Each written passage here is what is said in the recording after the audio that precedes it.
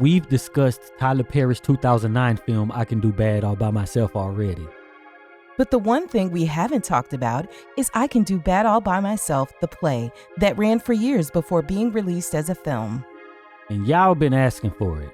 So join us for a full breakdown of I Can Do Bad All By Myself, the play, as we find out what this story is all about. I'm Heit. And I'm Cheri. And you've discovered Axiom Amnesia.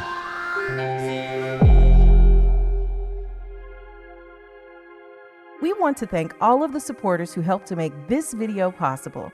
If you want your name to appear alongside these contributors, make a one-time donation via Cash App, or you can head on over to patreon.com/axiomamnesia to enjoy all of the benefits of becoming a monthly subscriber.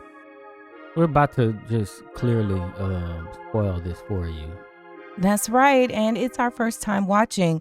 By the way, we did cover the new Tyler Perry Studios movie. He didn't direct it or write it or anything like that, but it was made at his studios.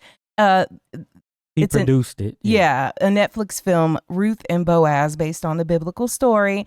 And so we'll link that in the description because I think a lot of you didn't get the notification for it. So be sure you check that out when you can, because we had a really good discussion on it.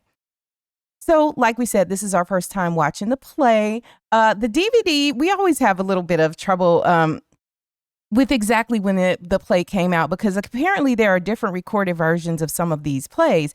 So our DVD for the play says that it came out in on the back of the DVD, it says 2005, but then some dates there's 2002. So somewhere in between there, which is before the film came out for this play. And of course, it's written and directed and produced by Tyler Perry.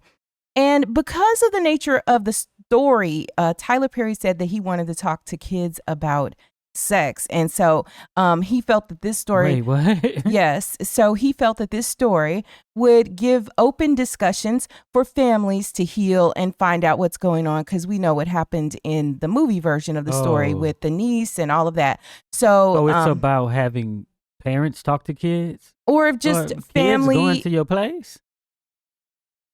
Well, maybe. I don't know. I have no idea. Yeah, because you got to think at the beginning, he was making these plays, but the audience was the audience. You know what I'm saying? Like the VHSs, right? The tapes weren't already popping in a sense. You know what I'm saying? Mm-hmm. Yeah, when you're on a play circuit, I'm just thinking you're doing it for whoever comes to the audience. And I don't know if it was kids up in there. Somebody maybe in knows. the same way that kids are in church, maybe there are kids at the play. I'm not sure. If you guys ever any of you guys ever gone to a Tyler Perry play back in the day? Were you old enough? Did you go? Were there kids there? We would love to know in the comments if you'll let us know. And Kelly Price was in the audience of this particular recording, and he points her out. And also Tyler Perry talks about bootleg tapes and how he just can't take the hit for, people who are bootlegging his videos at this point, because he was small. This is before he made it big. He's making some decent money on the circuit. But he's saying, don't bootleg my stuff. Don't buy from the bootleg people, and to get the bootleg people to call his office and get a wholesale price so they can sell them. Take a hit either. But of course, that's not how it works. But I would say that the bootleg folks brought him business and money that he wouldn't have otherwise had, especially because people may not have seen those plays. And I'm not or the exposure, right? That's what grew the audience is big enough to where these companies come and be like, all right, just put out whatever you want to put out, Right. And for those of you who are too young and don't really understand the bootleg situation, first of all, back in the day, and even in the early days of Blockbuster, the movie rental place, Blockbuster may not have, like Tyler Perry movies at first, when Blockbuster first came out. Yeah. There might be certain niche things that they don't actually carry. That's number one, And the second thing is, in order to get a membership, I remember my parents having to put up their credit card to hold, like you had to have, like they were running credit checks for you to be able to rent videos. I know that sounds absurd in a world where, they have DVDs in like Redbox, or that used to be Redbox. You could just, put your debit card in and, get as many, a few DVDs as you want. Yeah. Back in the and day. Then if you didn't have that much money on the card, they wouldn't charge it, so you could get the cheap rental. I'm just saying, I think I heard something like that was happening. So back in the day, that's how it was. But so imagine everybody didn't have access. Like I remember as a young adult thinking, how am I going to be able to rent movies? And then I think when Blockbuster came around, you didn't have to do that. But at first, before they had these chain movie rental places, then, it was like an actual business that wasn't a chain. And I remember there was this place that was not far from our house in Chicago. If you're from Chicago and were around in the 80s, it was called Video Emporium. And you'd go in and it was literally just like, hey, you go in the place, you look around. And as a kid, you're like, hey, I can get anything I wanted. Back in the day, it was separated into VHS and beta. So these beta tapes were smaller than the VHS tapes, and we had a VHS player. Every movie wasn't even on every format. So you'd get there and be like, oh, it's only on beta. Max. No, we had VHS.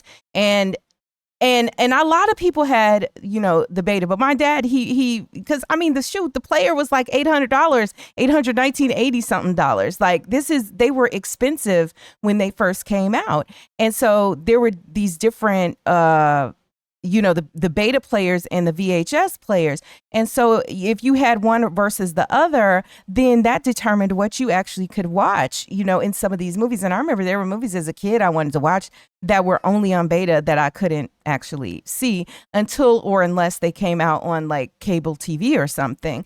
And so that was an impediment. Like there were a lot of things when we were younger that made it harder, but access was one of them, And so then the bootleg man, who would bootleg both music and movies, kind of shored that gap, especially for people who didn't have access. But it made stuff popular. Have cable, you had the bootleg cable guy. Right. But imagine you see a tape like a Tyler Perry play. Then now I know about Tyler Perry. So then when the movie comes out, or when maybe the next play comes to town, I may want to go and see it. So, there is an aspect of it that, I get he feels like it's taking money out of his pocket, but the reality is it's not money he would have had anyway. Yeah. That's probably the reality, but I get, you don't want people to steal from you. Nobody does. So let's get to the cast. So Medea is actually in this play. Has Medea been in any of the other plays we looked at? I can't remember. Which one was Diary Medea of a Mad Black Woman. Oh, okay. All right. So the cast: Tyler Perry as Medea, David Mann as Brown, Tamala Mann as Cora, Keisha Grandy plays Vianne, Tyga Graham plays Bobby, Carl Pertile plays Anthony, Donna Stewart plays May Lee, and Elaine O'Neill plays Keisha. And let me just say, Donna Stewart, she was in one or more of the other plays that we've already reviewed. If you're watching this, chances are Tyler Perry has you hooked, whether you love his films, love to hate them, or just can't resist them as a guilty pleasure. But here's what you might not know. We've already gone deep into Tyler Perry land. We've got the entire playlist breaking down his stories, his characters, and all the drama you can't stop talking about. So don't miss out. Hit the description for links to the Ultimate Why Did I Get Married playlist and the Ultimate Tyler Perry playlist. Trust me, you'll want to binge these and share them with your friends. So let's get to watching the play now. Hold on. Who is that on the phone? Medea, come get the phone. It's ain't murder. So when the play opens, we see Vianne, and so there's the phone is ringing, and then we hear Medea's voice, but Medea is off stage. And then, it's a call from Aunt Myrtle, and Medea comes in, and she's giving us the mispronunciation jokes, Myrtle, murder, and all of that, talking about she's high. So Medea hits the stage with the comedy kind of going on from the very beginning. Myrtle.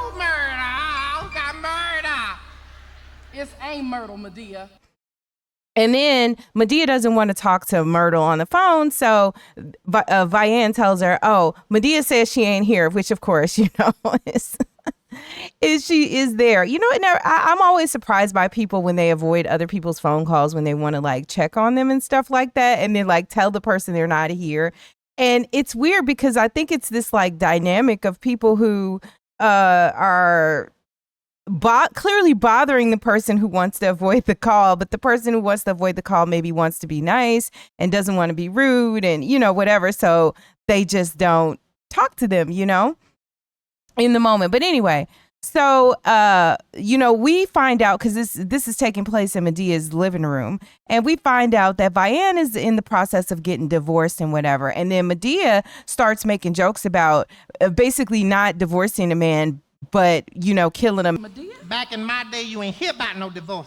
If you wanted to break up back then, you poisoned your husband. And how it's, you know, I could have gave you a recipe. You could have killed him with a sweet potato pie instead of, you know, divorcing him or whatever. I would have showed you how to bake a sweet potato pie that would have killed him in 3 days. And so Vianne is Medea's granddaughter, because I was like, okay, I got to get a lay of who are all these people coming on the screen and what is their relationship to Medea. So Vianne is Medea's granddaughter, and Vianne has a daughter as well. And then Vianne has a sister who's also Medea's granddaughter, and Maylee. So Maylee and Vianne are sisters, right? And so Vianne is actually staying with Medea at the time too, because she's going through divorce. And then you got Maylee, whose daughter is staying with Medea, Maylee's daughter Keisha, because Maylee was like, oh, watch my child for 6 months. So we'll get to that. Then we hear about other characters who haven't actually been introduced, like Brown, who is a deacon and a very religious man. We hear about Cora, who my understanding is Cora is Medea's daughter, but I don't know if that was made up at the point this play was. No, so I think guess that was we have later. to, yeah, we got to see, you know, because of course later we find out that Brown is Cora's father and Medea is the mother. So just imagine that. But anyway, and then we see the girls come home from school. Excuse me? Baby, come here. So, you know, when Keisha comes home from school, she's all upset and everything. And she's like, my mama came up to school, that's Maylee, and embarrassed me at school. Medea, she came up to my school with a mini skirt up to here and some crazy old looking wig. And you know, the kids already don't like me and this and that and the other. Kids already treat me like a dog, and I hate her. And now my mama is coming up there embarrassing me at the school. So we already, before Maylee even hits the screen, you know, kind of are making informing opinions about her. So then we get a little bit more from Medea, because Medea's husband, who is the grandfather of Maylee and of Vianne, has passed away at some point. And so, you know, Vianne keeps referencing her grandfather. Oh, you know, I miss my granddaddy and all of this and that. Your granddaddy was a dog, baby. All men dog. Every one of them named dogs. And Medea keeps alluding to the idea that she basically offed the grandfather, even though we find out in the scene that, you know, he had some type of medical event and she was just like, please don't resuscitate him kind of thing. That doctor ran that one in the machine, say clear. I say, hell no, don't touch him. So he goes in, I guess, of natural causes, but she's glad that he's gone, right? And she starts referring to him as a dog. But there's this one point where Vianne is talking about how Medea went up to her school and embarrassed her when she was that age, and, you know, how she's banned from the school or whatever. And she was like, oh, you thought it was over you. But she said Grace, who I guess was assistant principal, somebody who worked at the school, was trying to sleep with your grandfather. So that's really was the root of the fight. So already we're getting the vibes of, and even Medea says it in this scene, like all men are dogs and, you know, everything like that. Right. And, you know, as a many times married woman, Medea, you know, she's trying to impart her wisdom on her granddaughters, right? To say, you know, these men are dogs. I told you not to marry the man that you married, Vianne, but you married him anyway, and so on and so forth. T-shirt on, do not marry this man. He is going to break your heart. So that's kind of parts of the conversation that we're getting. And then, you know, but Vianne is like, my grandfather was a good man. And Medea's like, that's why I got a cabinet of dog food for him. And then she just keeps alluding to like she poisoned him or whatever.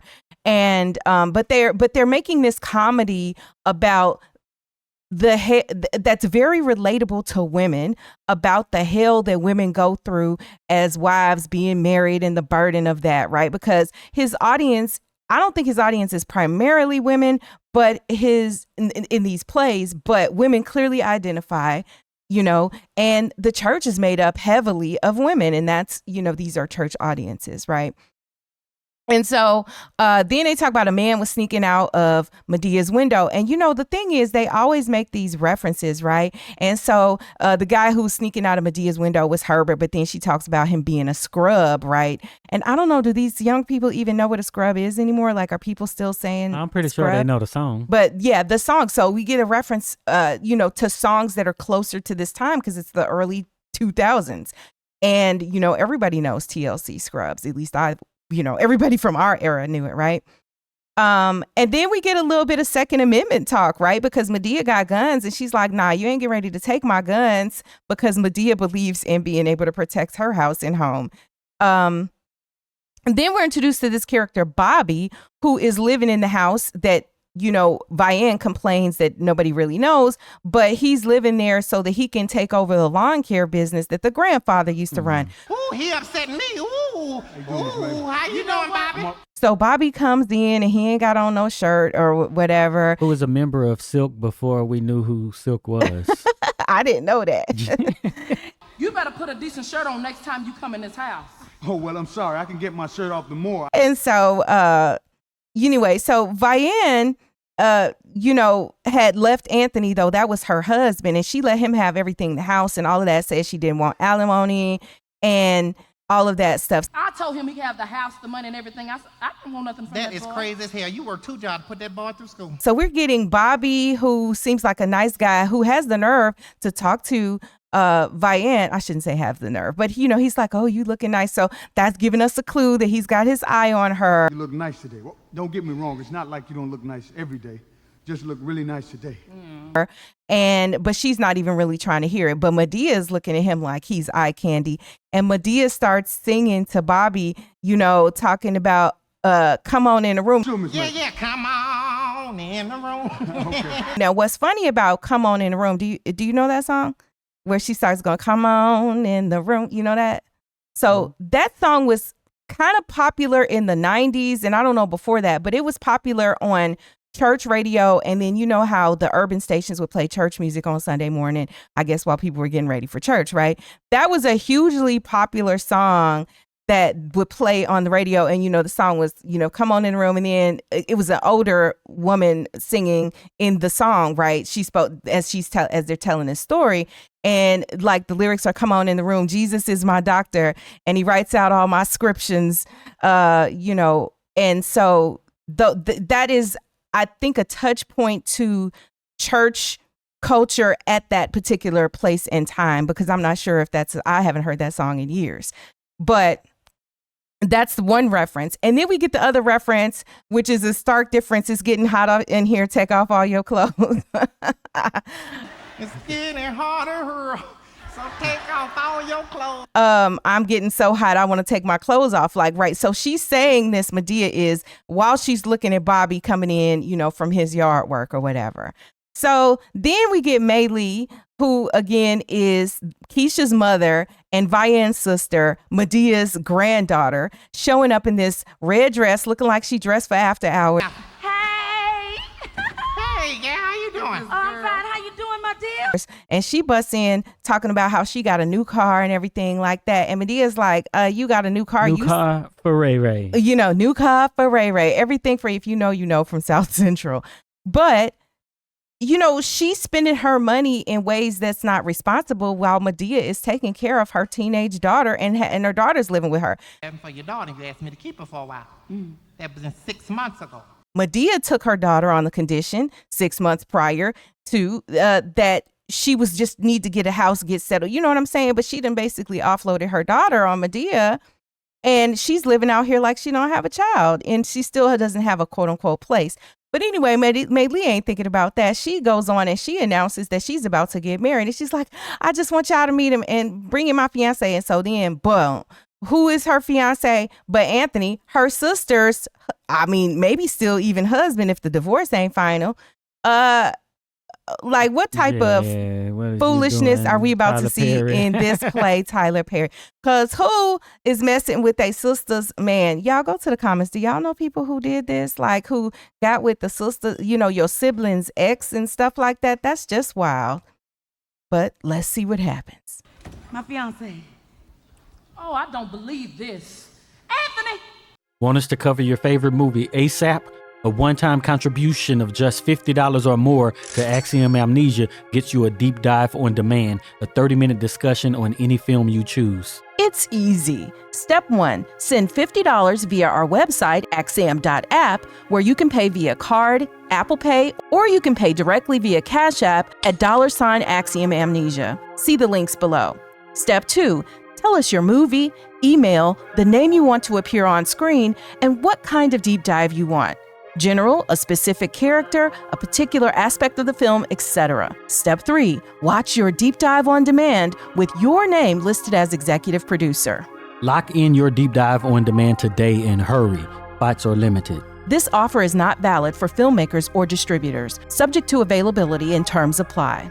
So in the next scene, Maylee is coming and telling Keisha that she can come live with them once she and Anthony get married, right? So she was saying like, oh, I'm gonna take, responsibility for you as my daughter.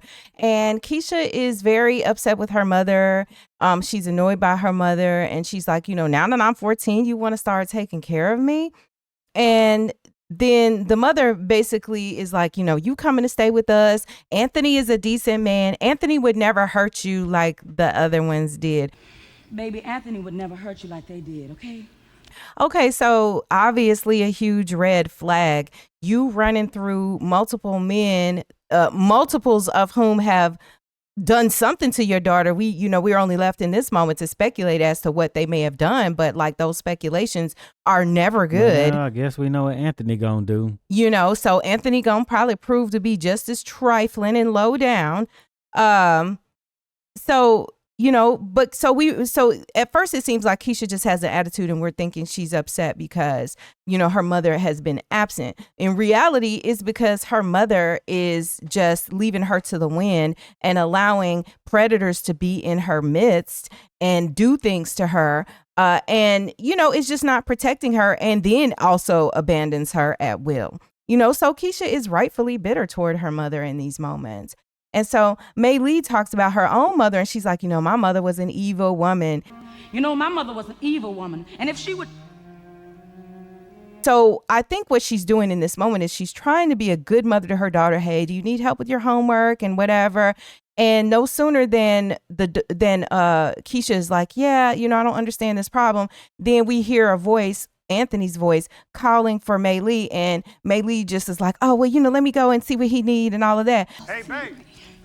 Babe, come here for a minute. All right, I'll be right there. So he just, she drops everything as soon as Anthony needs something. So she is prioritizing this new man, right? Not even her old man, not even the girl's father, but a new man over her daughter, right? Which is completely inappropriate and just makes her a trash individual, even at this point in the film. Go ahead. You always go running when they call anyway. And then we get a song from Keisha, who is played by Elaine O'Neal, a beautiful song that you guys probably are familiar with, the song with the lyrics, sometimes I feel like a motherless child. Motherless child. Oh, you like this version? The one she sang? Yeah. It's all right, but Oh, that's what I thought you were calling beautiful. Well, but her voice is beautiful. I really like her voice. It's just that it's like a jazz version of the song. Is what we got here. Mm-hmm. But it still carried the emotion that it needs to carry, because here in this play, we got this girl who is like, I have nobody. Medea was talking earlier, like, I'm keeping her, but I'm not raising her, right? Because Medea's like, look, I'll keep your kid, but I'm not raising your child. And children need to be raised. They need to be reared. And you got a mother that's abandoning you for every man who comes along. And you're just out here in the world on your own and are not even being protected. So the song really was a great, the song choice, I think, was great for this moment in the play. So then after we get this song, Cora comes in the door and she says that, she's there to see Medea for the weekend. Because earlier, Medea had been sick. I don't know if she was in the hospital, but I think her blood sugar or whatever got bad. And so she had been sick and people were aware that she had been sick. So this is why some of the visitors are coming for the weekend to the house. And so Keisha is there when Cora comes in and she tells her, hey, my mama's getting married to Anthony. Isn't that nasty? Like, even the 14-year-old knows that this is just not cool, right? They said they're getting married. Ain't that nasty? And Cora divulges that she already knew, that this was happening or whatever. And so it's like, okay, so she told her. And so she's like, yeah, so she told y'all, huh? Yeah. But then just the line, my mama is here with Uncle Anthony. Yeah. What? Yeah, like that's just wild. And so then she starts talking to Keisha and telling her how, she looks pretty or whatever. And then Keisha's like, the kids call me ugly and they pull my hair and they talk about me and stuff. So Keisha is not only catching hell just in regular life, like, like many adolescents and young teens, they just, you got that social angst that I'm not fitting in. And the kids are mean to me because, in high school and, even younger and beyond even, people can be cliquish. And it sounds like that's what's happening to her. So she's got a lot of different things going on in her life. So then Mei Lee comes in and then Keisha exits. So now we got Mei Lee and Cora. And then we found out Cora got 2 kids. So like these characters' backstories have changed throughout the years and once the movies were made, because in this play, Cora got 2 kids and Cora ain't got no kids in the future. So, I guess Tyler Perry hadn't settled everything at this point.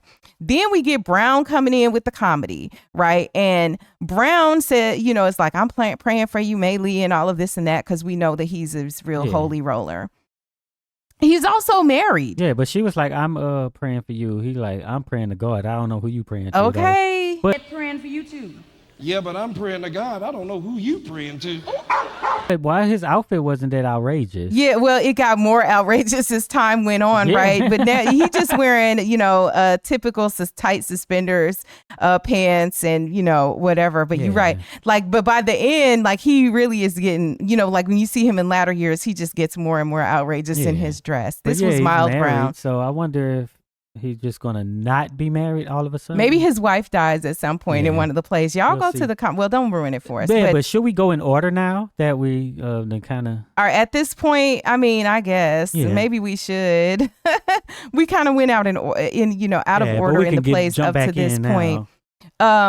So then, we get the conversations where Brown is talking about being married and marriage is good and all of this and that. So we are seeing the contrast because we have Medea who gets married, but she, is representing the wife's perspective and feeling like it's not rewarding. The men are dogs and all of that. And then we have Brown saying that marriage is good. Marriage is a blessing and all of this and that. Right. But I think that it seems that Brown is being represented as a different type of man than these men who are dogs that are, Medea is talking about in the play. So then Medea arrives and, so then she winds up in the room just talking to Vianne by herself, right?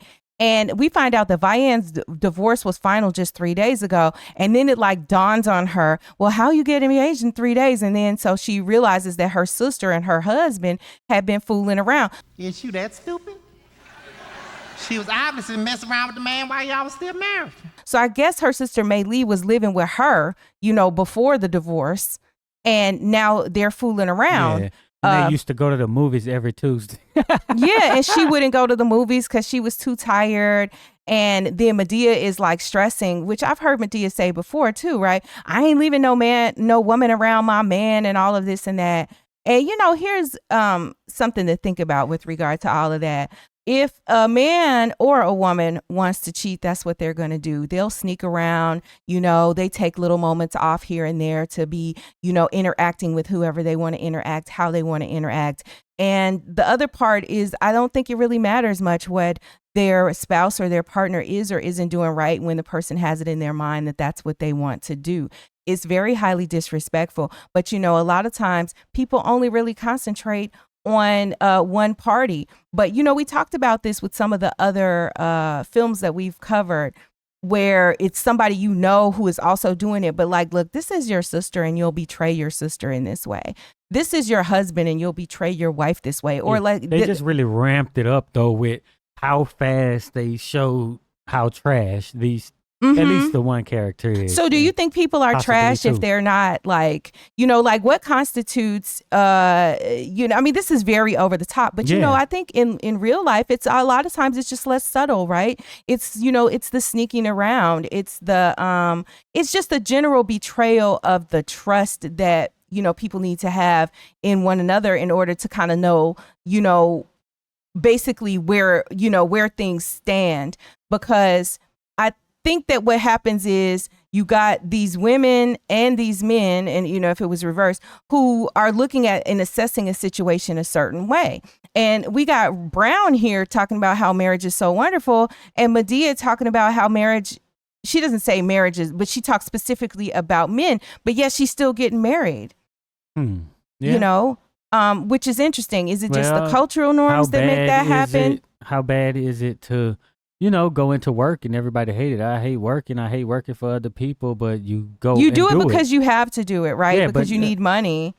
Yeah, but that's what humans do, right? You have relationships with other people, right? And one of the things is that to make a home, make a family. So then that's why he would get married and maybe multiple times, right?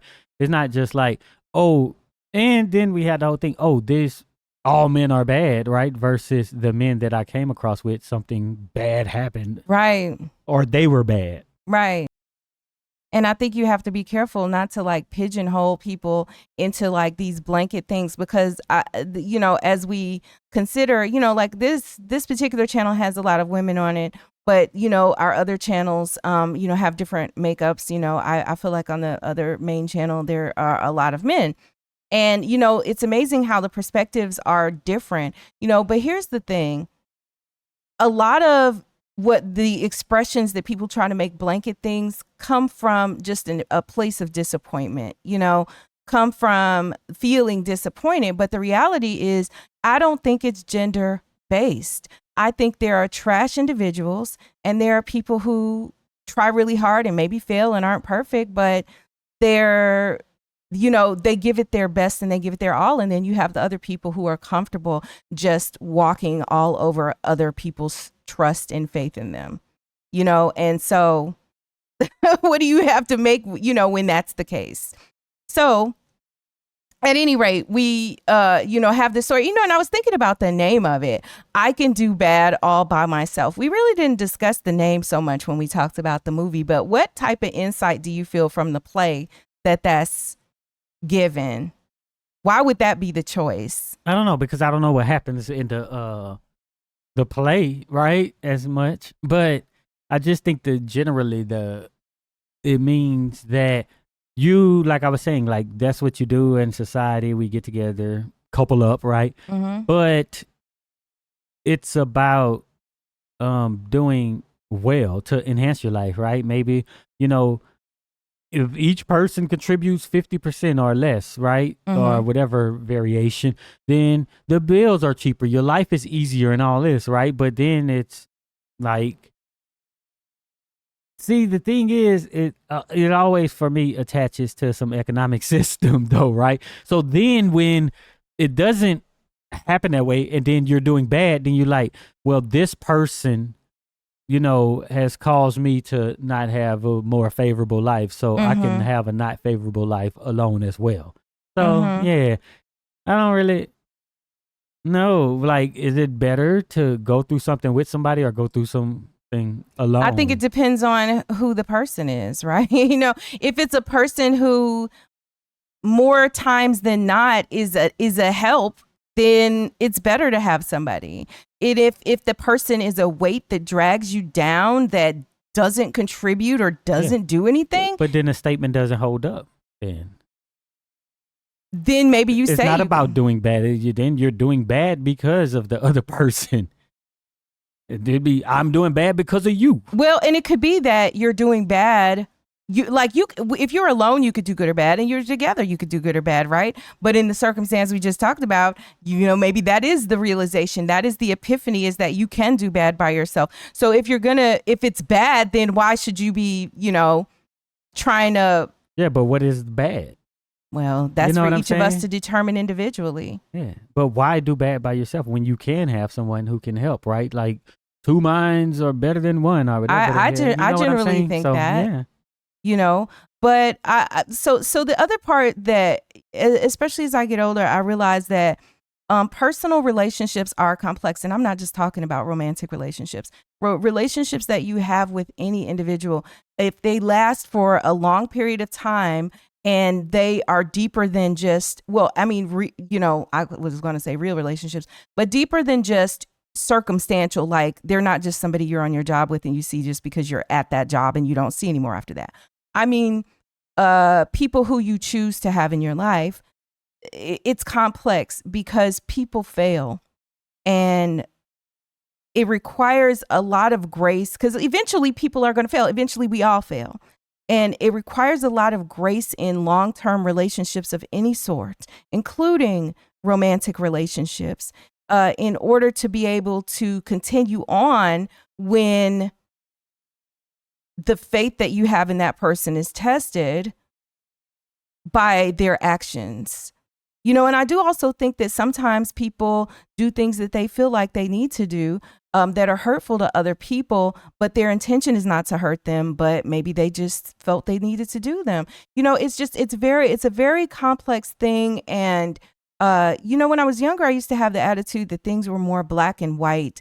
In our lives and experiences, you say, hey, I would never X, Y, Z. And then, maybe, and I'm sure if people are being intellectually honest, they realize, oh, I did something that at some point I felt like I would never do, and that could be anything. I'm not talking because in this is talk about cheating, but I'm just saying that, you're like, I would never have that job. I would never, and you look up and you realize that somehow either you've been compromised or circumstances would have it and they lend itself to you doing that thing. And a lot of times the reason people are doing the right thing is just simply because the wrong thing, if you will, wasn't presented in a way that was appealing, or their back wasn't against the wall, but when you get that pressure applied, that's when you realize who you really are.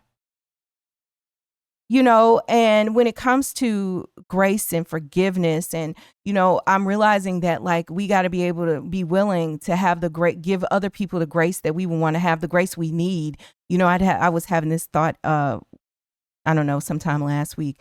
And, I was talking about how everybody always, and especially in social media posts, because I read a lot of them, and I feel like it gives you insight into where the culture is right now, how a lot of people feel. And, everybody, there was this post that I read with something, and I've seen it multiple times, where people are like, stop looking for you and everybody else. Like, in other words, other people are going to let you down. And if you think they're going to be as good as you are, but the reality is most of the time, other people probably are. I mean, there are some exceptionally terrible people, but most people are probably like in the same range as you, just as good and just as bad. But we never really want to look at who we are as people and evaluate that. We always view it like other people have done us wrong, and we don't look at our own contributions to things, or we don't examine our own selves in the process of it. And I think that is a more evolved way to look at it. It's hard to do because we got to have some hard truths that we say and look at ourselves in the mirror. But I think that we're better for the work that we do in that area, because it can give insight into kind of some of the motivations that we have for the stuff we are actually doing that may not be on the up and up. We have new merch. Think for yourself, question everything, and break free from the so-called truths that they want you to accept. The Axiom Amnesia collection is here. Bold logo t-shirts and hoodies designed for thinkers like you who refuse to settle for assumptions. Stand out and make a statement. Show the world you don't just go along, you think critically. Plus, it's a great way to support the channel and keep the work that we do here going. Get yours today. The link's in the description, or visit us anytime at axiom.app. So these are the things that I can do all by myself makes me think of. So then Medea gets in this conversation where she, like I said, she was talking about, I ain't leaving no woman around my man. And then she's talking about how Vianne was stupid because she's like, you're giving it away, because she was saying how she slept with him. She was sleeping with her husband every night in the beginning, and in the last 3 years they were married, they didn't sleep together. And Medea was like, making love gives you dinner and a movie, but holding out on the sex gets you diamonds and furs and whatever. And my response to that was kind of like, are you a hoe? Like, are you doing this as a transactional thing to get things? Should that be, even though this is comedy, I think that we have evolved to a time where the notion of sex is transactional, and if that's what you want to do, like, that's your body and that's your business. But what I'm saying is there are other things that are outgrowths of that particular decision, right? So you can't, I think it's unrealistic to treat yourself like a person who is transactional in nature with sex and with intimacy, and then want somebody to treat you like a person who is not. If it's transactional, then don't be mad when he gives you the transactions that you want, and also is giving other people transactions too. So like, what is it? Is that the case? Or, so these are just things that kind of came to my mind, because Medea is supposed to be teaching wisdom, even though some of her wisdom is wrong. I think that it still is impacting people, because you get the people like, yeah, you know what I'm saying? And they were clapping. They were like, holding out gets you diamonds and furs. And it's like the message is a little muddled here. The point is not, generally speaking to this church audience, that, you should be chaste. You should be kind of saving yourself for marriage and not be sleeping around with a whole bunch of people. But the purpose of doing that is not to get things, well, maybe to get a good solid marriage, right? But not like material possessions. So back to the idea that Mei Lee's husband, Anthony, did not touch her in the last 3 years of her marriage. Well, why would he? Because why is he going to touch her if he's sleeping with her sister? He's getting what he wants over here. He ain't got to deal with you. Why would he be talking to you if he could talk to somebody else who's making him kiki? But maybe he's Greek. Maybe because you know what? Because I tend to think, and this is only from my perspective, that that you're always, there's going to be situations where you always like one more than the other. So you're going to go with what you like. I like chocolate ice cream more than I like vanilla. That don't mean I don't eat the vanilla. Well, and I think that is a perspective that can be difficult for some people to understand, me being one of those people. But I've heard it expressed in that manner. So I tend to give credence to what you're saying, because, it's just like anything else you can't personally relate to, but that it is a thing, because clearly other people through their patterns of behavior have shown that is a thing, So I agree with you. And, and I see that, I see that out there, but I don't know. Like, I just think, like, if that's the case, then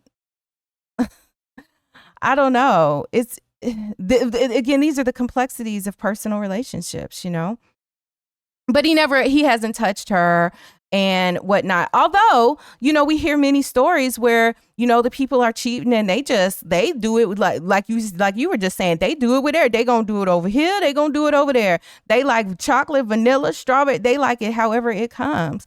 And so, but in this play, and I think this is maybe why it's a little one-dimensional, the indicator is supposed to be that he stopped having sex with her. Yeah, that's in a lot of media too, right? But it's just like with everything else, every activity. Do you just say, because I do this activity, I don't do it anywhere else, right? Oh, I go play basketball with this cat, I ain't gonna go play basketball over here, right? That's just not how we work. I eat this, that mean I ain't gonna eat that.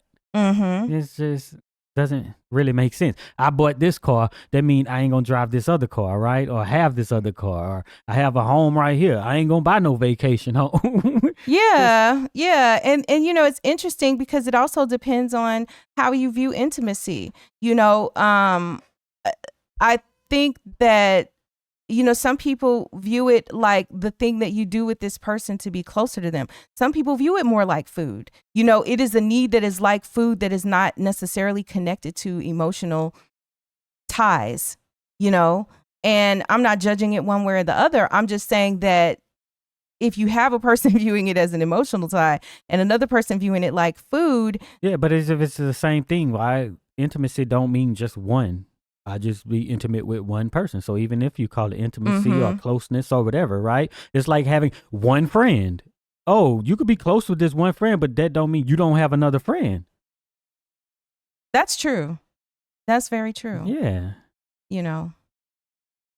So, and you know, so when I think about it on some level too, like the idea of, so if you have multiple friends, you spread your time between them, your resources, maybe even, you know, and if you have multiple men or women, then presumably you spread yourself amongst them too, right? You're spreading yourself, your resources. So like if, let's just say in this marriage, because in this case, Mei Lee is talking about she didn't want anything from him. She let him have everything. And Medea was talking about how she bought and paid into situations. So if you have a situation where both people are, you know, putting things into one pot, time and resources, people are working hard for a thing, but then the other person is spending resources for their personal gain, right? Outside of that, where the other person had to work toward that. You know, it's kind of like when we were talking about, I forgot which one of these movies or plays it was, where we were saying how like, you know, overspending in Diary of a Mad Black Woman. You know, the wife was overspending and and the husband is working his fingers to the bone because she's overspending into maybe what could have been his play money, you know, but now he got to shore up all his money tie it up on all the bills because she's spending money because they have it kind of like in one pot together. It's much the same way. If you whining and dining a chick on the side, if you spending time investing in a chick on the side, then that's money that's not going to the household. And see, this is the beef I think that a lot of wives or women who are dealing with this are having, right? Is that because it does come down to money, you know? So and when things are revealed, a lot of times people realize like, oh, you know, I'm over here picking up a second job, but the reason is because he needed to be able to get this for the side chick, or he needed to get, you know, so it's understandable why certain things might be, undesirable in a way. And I mean, it could go the flip side, right? The husband could be out working and then she could be, you know, giving the money to the pool boy, you know, or spending the husband's money on the side dude. You know, it can go both ways. So again, I just want to be clear that it's not about a gender-based thing, even though the way however, it's depicted in this story. But yeah, no, your point is well taken, though, as far as, you know, sharing and caring and interacting with people and stuff like that. So the other thing that I think along these lines, too, is, you know, you look at Anthony in here, right? So Anthony was sleeping with two sisters, and one of the sisters knew, obviously, because she was cheating with him. But if Vianne had been cheating, you know, what would that have looked like? If Vianne was out in the streets, he wouldn't have wanted it. You know, that's what's funny is he would not have been comfortable with his wife sleeping with another man, but he feels comfortable to be like that, you know. So that's the other part of it, is the perhaps double standard of it. You know, it's not that there tends to be, you know, like people who want to be in the street. Double standard or hypocrisy? Or the hypocrisy, or okay, how, I don't even know. Hypocrisy, double standard. But double standard, I think, is more like societal, like norms and standards and customs, right? Well, I would say then it's both, right? It's that, all right, you know. It's not acceptable that men cheat. I don't think it's acceptable. Well, actually, you know what? That's what makes double standards, right? Well, so that's what makes it. So it's a double standard and it's hypocrisy, because you're living within the double standard of the societal norms and whatever a man can do, a woman can't do what a man can do, right? As a societal norm. But then you also have the person who's actually in it and doing it, Anthony, who looks at it and he's like, but I understand this and I'm going to operate within it, and I'm going to sleep with two sisters or whoever the hell because if he's sleeping with two sisters, yeah, you but know, then he's let's probably just reverse sleeping the with roles, whoever and else. if it's a woman, then okay, you wouldn't call it a double standard. Well, because it would still couldn't be looked at the same way. It couldn't be, even though it's repugnant. It's what when the man does it. So I don't understand how that's a double standard. okay, then let's just call it hypocrisy for the sake of it. Because my point in this is simply that the person who is doing the dirt wouldn't want that same thing done to them. Right. They don't want it done to them. So we could talk all day long about how, this is nice, this is, but then, the choice is often deliberately a person who doesn't operate like that. Like they don't want, like, I remember something, it was like some comment somewhere where it's like, oh, don't nobody want no friendly woman. Because you don't want a woman who can go out there and be interacting and possibly be, like that, because it's a reflection on you. And also because you don't want her, there's this possessive aspect I think there's a possessive aspect of any type of relationship, friendships and otherwise, right? Maybe it shouldn't be there, but that's the way humans tend to operate in their psychology of things, right? And so it's cool to want all this variety and to say, it's cool for me, it's good for myself, but I'm not going to do that for the other person. And if you're willing to do that for the other person, it still would be greatly uncomfortable. And, that's the thing. And then, it's interesting because I also think about situations that I've heard of, because, you hear about people with open marriages and all that. People who are open on some level, right? And most of the ones that I see where they say they can be physically open, they don't want to be intimately open, if that makes sense. There's this understanding, we are a team, it's us, but we swing, you know what I'm saying? Or we, whatever the hell happens, right?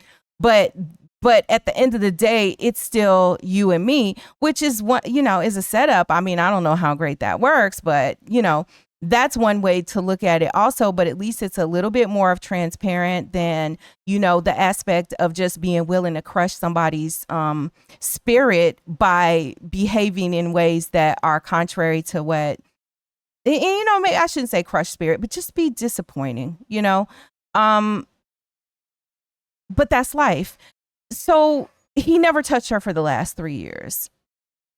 And then we get Medea showing her how to use a gun and she and all of this and that. Because again, we're trying to have the comedy, thinking about all the black women. She says, think about all the black women ever been done wrong. Celie, Bernadine from Waiting to Exhale, all of these stories that, we've covered, in fact, on this channel, and we can link Waiting to Exhale. We have a whole series on each one of the individual women that you guys can watch. But yeah, it's wild. But anyway, so Medea's aiming this gun for comedy, and Vianne is not able. She's like, well, you can't shoot. Well, come on in here. And since you can't pull the trigger, let me show you how to make this sweet potato pie with this poison in it. But I'm like, it's too late. Your husband is with your sister now. Like, what are you going to poison him for? Y'all divorced. She probably don't cook though. So you might be. Well, maybe they were cooking in 2005. What do you mean? Like maybe she was cooking in 2005. No, because the thing is that this character has to be the worst character. So she's not cooking for Anthony. Well, no, what I mean, Vianne. Vianne is the innocent one who got cheated on. Right, but so she can cook for the guy, right? Because the new woman I guess ain't that's cooking true. for her. Yeah, no, okay, I see what you're saying. Her sister ain't cooking. Yeah. For those of you who don't know, you should visit axiom.app, and you'll be able to look at all of the recent videos across all of our channels. And I'm putting that on the screen right now just so y'all can see it and see what it looks like, because there are a ton of videos that are over there. And also, I think that there are at least about 100 exclusive videos that are available for our Patreon members and our YouTube members. So, if you're interested in more of our content, as I've seen many of you binge watching, be sure to check those things out. So in the next scene that we see, Bobby has a run-in with Vianne in his towel. And he says he, has stepped out of the shower to get some soap because there wasn't any in there. And so she sees him with his towel wrapped around his waist. He doesn't have on a shirt. And she is looking at him and his body. He's hiding bothered. But he's talking like, hey, I thought everybody was upstairs. Well, yeah, I just came downstairs to get some soap for my shower. I'll touch it. But like, why is you doing this, bro? Like, why would you be going around a house like this? When there are people there like, bro, you need a robe. So then, Vianne is tempted in the moment, but then they get to talk in a second and going back and forth. And Vianne calls him an ex-con, and she just I is. expect this from an ex-con. Yeah. You know what? I guess I should expect this from an ex-con. You need to show some respect to this house. And then he tries to go back in. I live here too. Like, wait, what? Just because you live there? Both of these people is just ridiculous. I know. And he's like, you going to show me some respect because, Vianne was like, you going to show my grandmother's house some respect and, don't be walking around here like that. And he's like, if I want, you better be glad I put a towel around me. You just be glad I put a towel around me. And then, she's like, well, get a real job because, she has this resentment as if he's just around there kind of like living off of Medea, her grandmother, by, doing the lawn work. But he's running the lawn care business that Medea's husband used to run, her grandfather. So, and you get this sort of thing where, she's looking down on him because of the type of work that he's doing. And even she makes a comment like, oh, I bet you're going to be like a black man can't get a job. And, just all of these kind of stereotypes and tropes that we hear she tries to attack at that moment. So then Medea comes in on their interaction and Vianne leaves as Medea comes in. And then Medea is going to give us a little bit more comedy. And she, kind of starts talking about back that thing up and drop it like it's hot and my neck, my back, songs that would be very familiar to anybody back then. It's funny because these are the church folks. So y'all listening to this music is hilarious, right? Yeah. And then Medea drops the soap on the floor because, he was trying to get some Why soap. was the soap in the dining room? Well, Mm-hmm. It's a set, so we just gotta suspend our disbelief I had for to a come while. down here to the dining room to get some soap. Yes, and so then he, so she drops the soap on the floor so that he could bend over, obviously, and she could get a better look at his body. And so then he goes back to his shower or whatever, and then when Dia's left there, Vianne comes back. And, they're talking and Vianne is lying, acting like she don't like Bobby, but yes, she want to ask questions. How old is he? That kind of thing.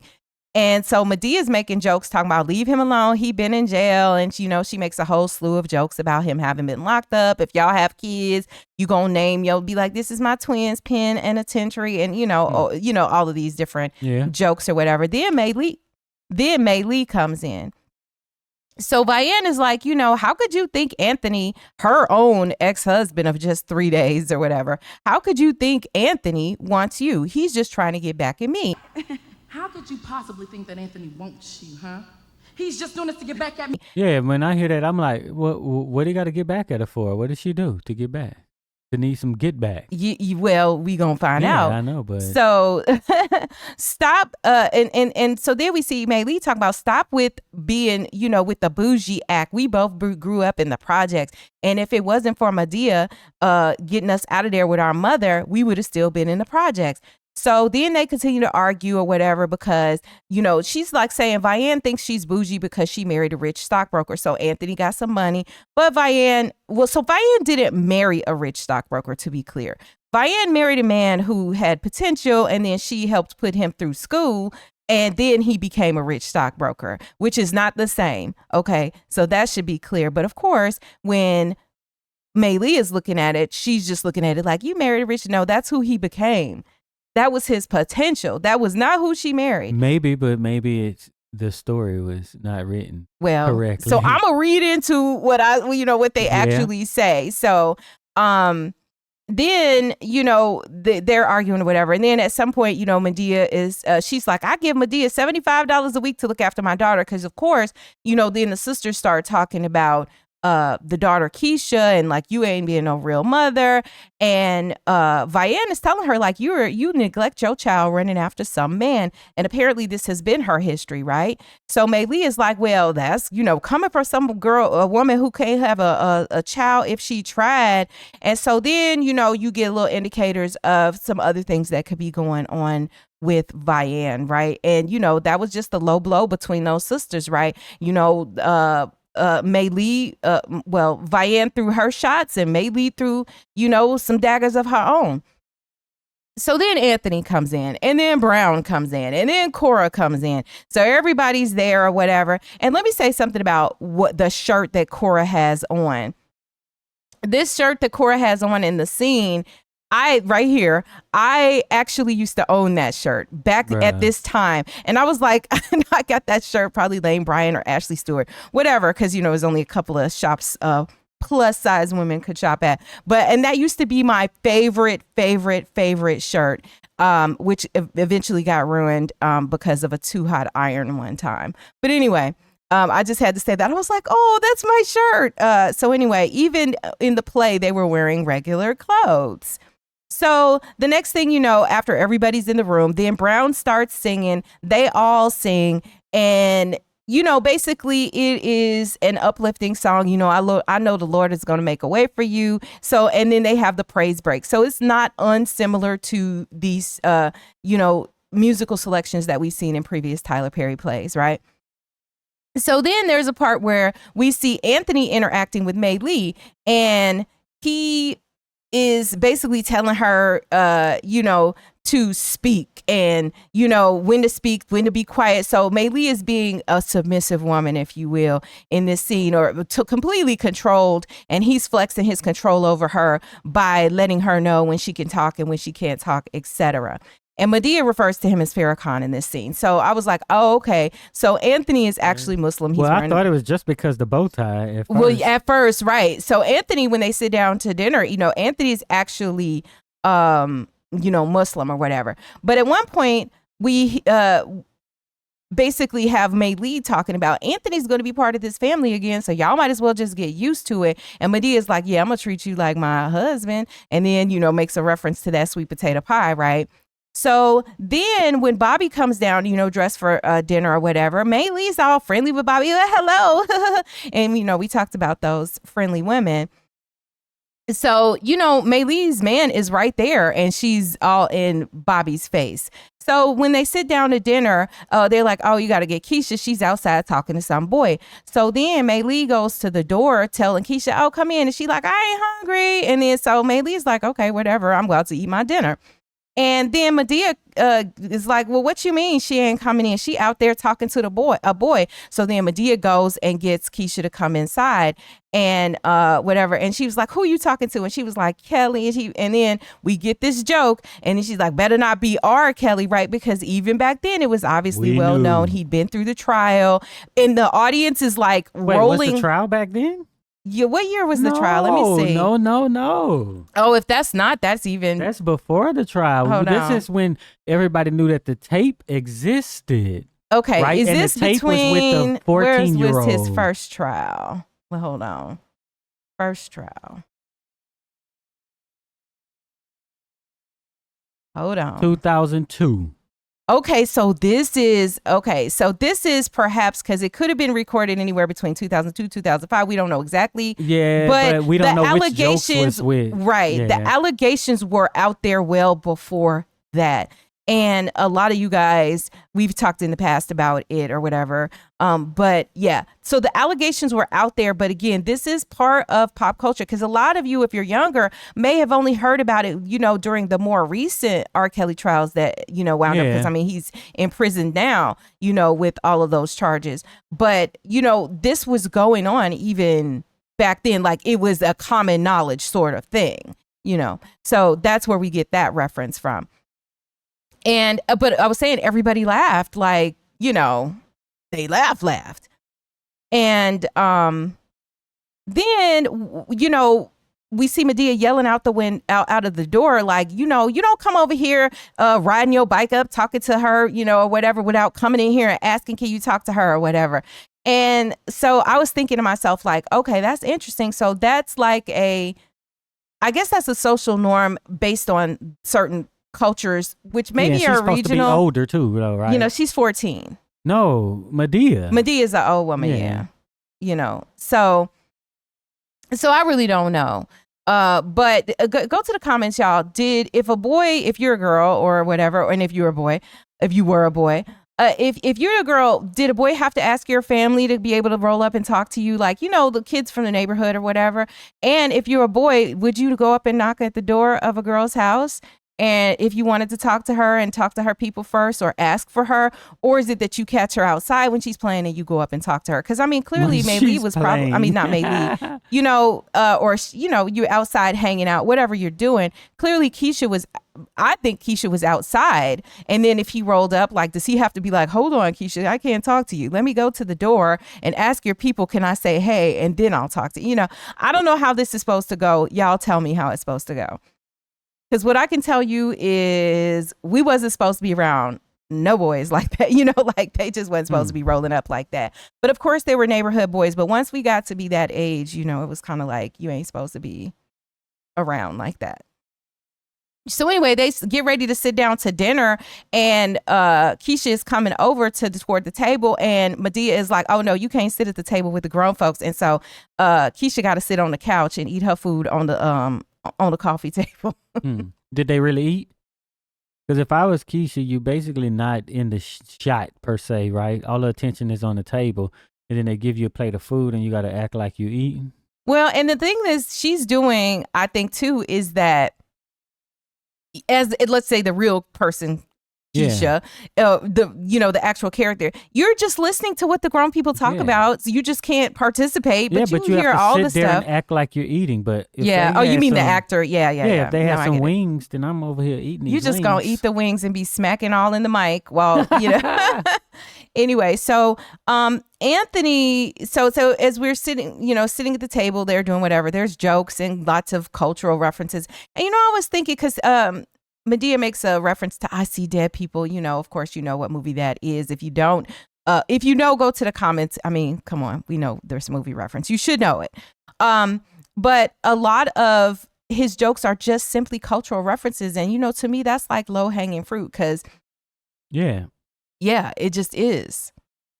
I'll bring up something everyone thinks is funny and just weave that somehow into the story, or not even weave it because it's not even weaved into the story as being anything significant. It's just like these random things being thrown out.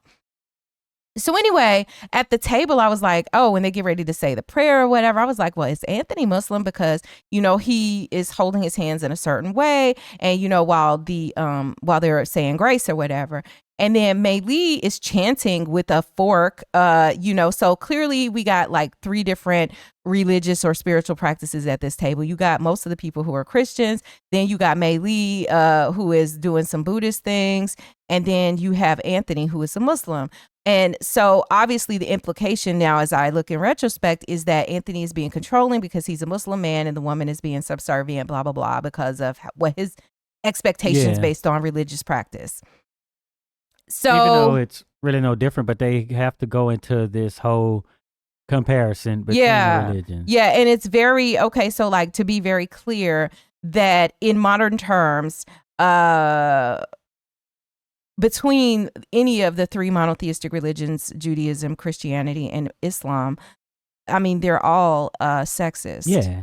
Like, let's just be very clear about that. Right, but it's still just people's choices and whatever, maybe what they came up with.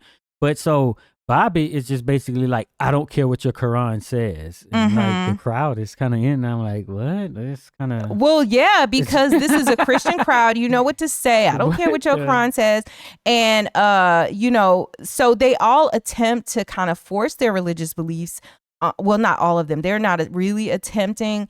Well, maybe Anthony is on some level, but the Christian, so Bobby stands up basically, and Bobby's like, well, he kicks it off after Anthony asked him, oh, Bobby, you found Christ in jail, so now Bobby just trying to eat his food, and here you got. It is funny because that's a stereotype about Islam, right? Yeah, that you go to jail and become a Muslim, right? Not a Christian, but I think that if you go to jail or whatever, hey. To have some spiritual belief, people probably are likely to become whoever. Your fault for being in there, you better find something. You're going to try to repent and do whatever. A new way of thinking. Something. So then so he's like, yes, and I'm not ashamed, and I'm a Christian, and da da da da da. Right? This is what Bobby is saying. So then you get Anthony say, like, well, I'm glad that you found Christ, but you found the wrong power, and you've been brainwashed. So then we get basically a caricature of, if you imagine the movie Malcolm X and things that Malcolm X said.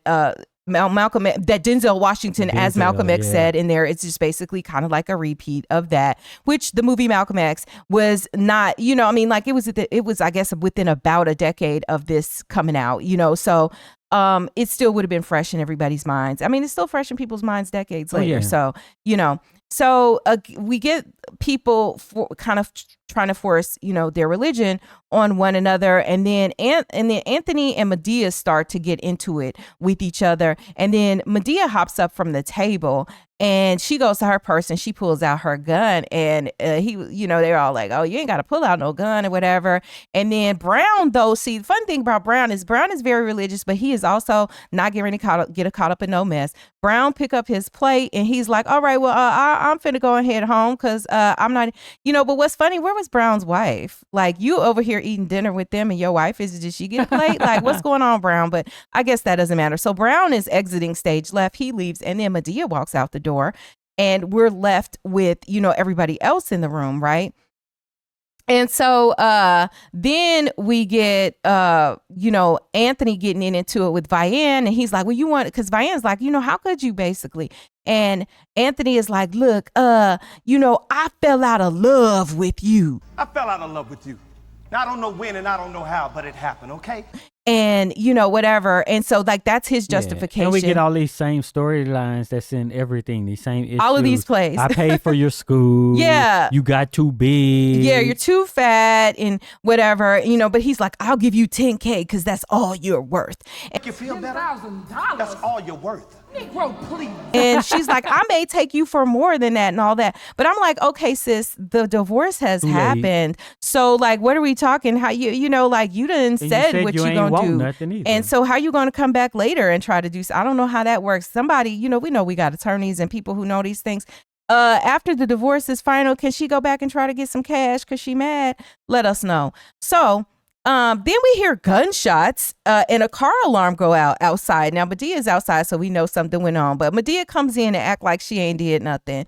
And then Anthony is saying to Vianne, I was wondering when the real Vianne would come out. I should have divorced your butt a long time ago for sleeping with my best friend. Bruh. I'm hurt to find out that you were sleeping with my best friend. So now we know why she's like, he's just trying to get back at me. And then he confesses, I didn't sleep with you for the last 4 years. See, it was 3 years when she said it, but he said it was the last 4 years of their marriage because you got too big and you turned me off. Then he's making references, go in there. I bet you could find some pie, something to eat to cope with your blah, blah, blah, right? Bruh. So it's basically the same thing. He is just like a spinoff of Mike from Why Did I Get Married and so on. She smashed his best friend. She smashed his best friend. Deny it. And did not deny it. So we have to assume that it appears to be true. She slept with his best friend. So it's maybe it's revealed later on when she try to get with Bobby. She's going to be like, no, I did not. Or maybe she'll say that, or maybe she's going to say, and y'all don't ruin it for us because we still haven't seen the end of this. Or maybe she's going to say, you know, that it wasn't consensual because you know that's an issue, right? And I'm assuming that's going to happen or come up at some point in this play. So then we see Vianne and she gets on the phone and she calls and asks for an ambulance. So we already know she about to get ready to get physical. And then one of the characters is like, don't do it, Miss Seeley. Yeah, okay. She pull a knife out. Because it's like the color purple, right? And for those of you who don't remember, Tyler Perry said that there's always going to be a reference to the color purple in his works. So there's your overt, you know, I mean, like that was just one of the many references, but you know, here's your reference from this play. At least one of them. So then the sisters start arguing each other, Vianne and Mei Lee. And, you know, Vianne's like, how could you do this or whatever? And then they try to leave Anthony and Mei Lee, but then Medea's like, they ain't going nowhere because I done shot up the car. Of course, she shot up the car. So then everybody leaves the room or whatever. Vianne is there by herself.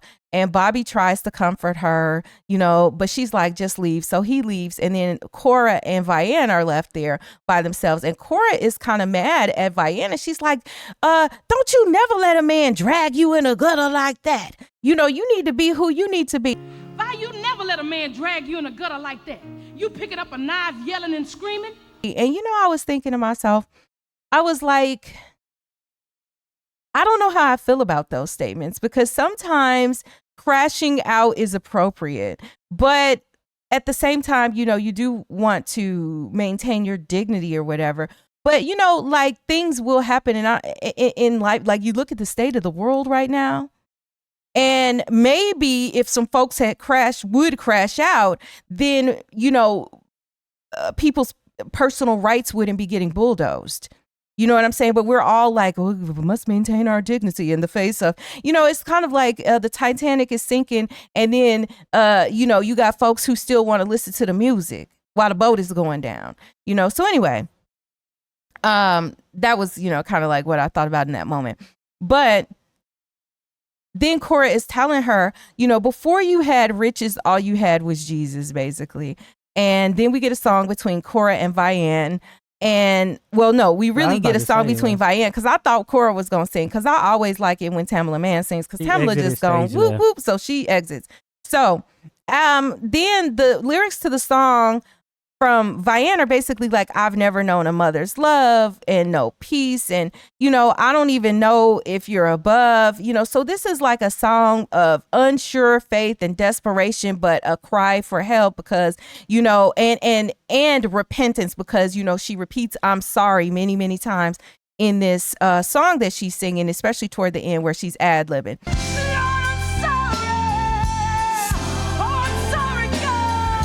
Now, I don't know about the vocals on this because here's the thing with some of these vocals. I feel like some of them are singing too many runs. Her voice is nice, but when you try to do those runs, sometimes you can go left a little bit and it just diminishes the power of what you're saying. This is just my personal opinion on it but I feel like from the culture, like we feel like if you sing a lot of runs and can do it accurately, that means you're like a better singer. That may be true technically, but here this is acting and it's powerful. You know, it's supposed to move us in a way. And I was moved by the song, but I felt like I could have been moved a little bit more if the vocals had just been a slight bit tighter. But I do recognize, look, you singing this every night, it's hard for you to be, you know, it's hard to be on point, which is, I think, more evidence why you should try to sing fewer runs and go for the power instead of, you know, all of these different vocal articulations. That's just my opinion.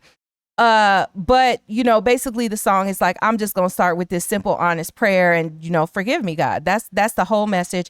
And that is where we are left off. Now, let's talk about, compared to the movie, I Can Do Bad Mama. So this is like a whole different thing. This ain't even the same thing. Different names, different everything. I guess it's not the same, but I think the movie's better because when you introduce I don't even know the guy, the one character, the migrant.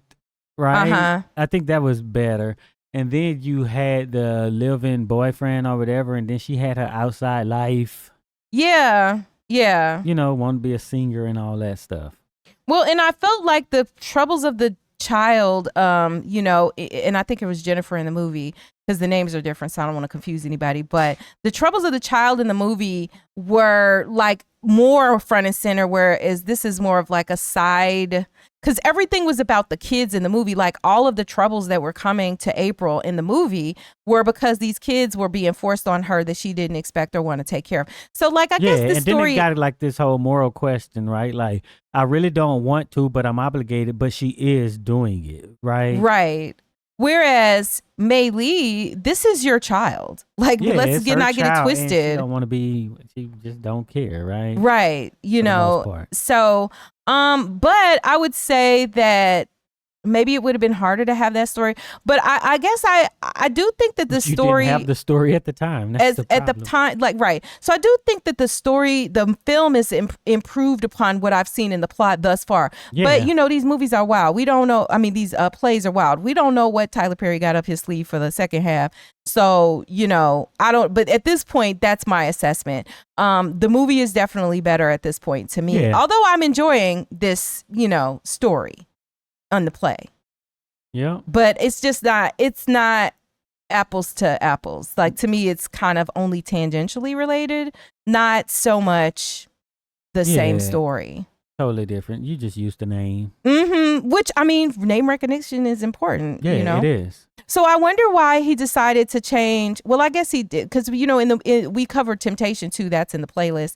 the movie Temptation, and then the play was called The Marriage Counselor. But, you know, Temptation was like, you changed the name, even though it's Temptation, Confessions of a Marriage Counselor, which still has marriage counselor in it, but you're leading with temptation versus, but maybe it's just you get better titles as things go on. You know, I don't know.